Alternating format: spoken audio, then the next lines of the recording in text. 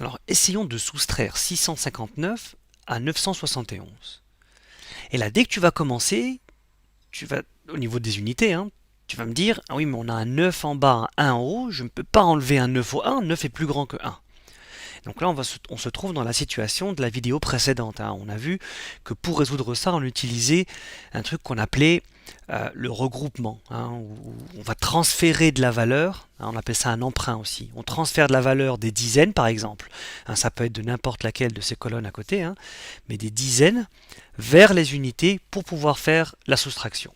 Alors pour bien visualiser ce qui se passe, on va commencer par décomposer ces nombres en centaines, dizaines et unités.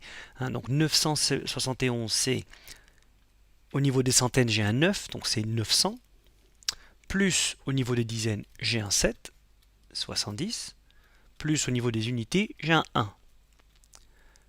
Voilà, plus 1. Et on va aussi décomposer le nombre qu'on doit soustraire, 659. J'ai un 6 pour les centaines, donc ça fait 600. Un 5 pour les dizaines, donc ça fait 50. Et un 9 pour les unités, donc 9.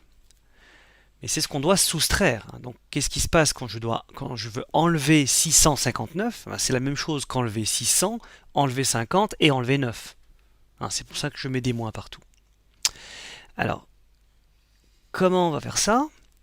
On va commencer par regarder les unités. Donc 1 moins 9, donc on a bien vu, on ne peut pas enlever 9 à 1.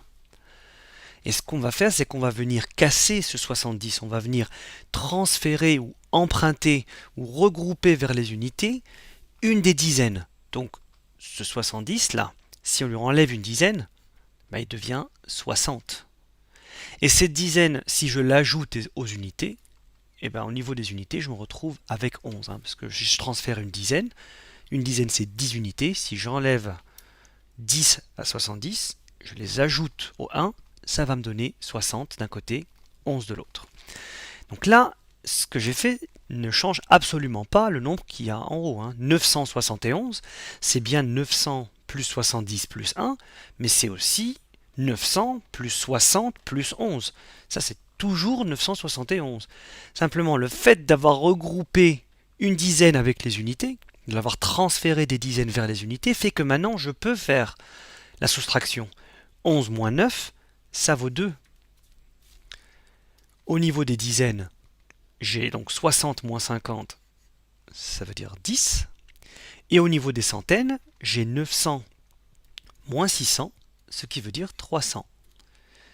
Et donc mon résultat va devoir correspondre à 300 plus 10 plus 2, c'est-à-dire 312. On va revenir le faire maintenant, donc à gauche ici, dans l'opération elle-même, sans décomposer, pour voir que c'est exactement le même mécanisme. Donc j'essaie de soustraire 9 à 1, je ne peux pas parce que 9 est plus grand que 1.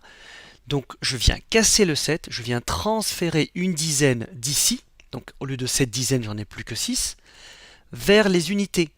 Et donc si je transfère une dizaine vers les unités, j'ai plus 1 ici, j'ai 11, parce que j'ai ajouté 10. Et je viens donc soustraire 9 à 11, 11 moins 9 égale 2. Pour les dizaines, il me reste un 6, 6 moins 5, ça fait 1. Et pour les centaines, tout simplement 9 moins 6 égale 3, et j'ai terminé.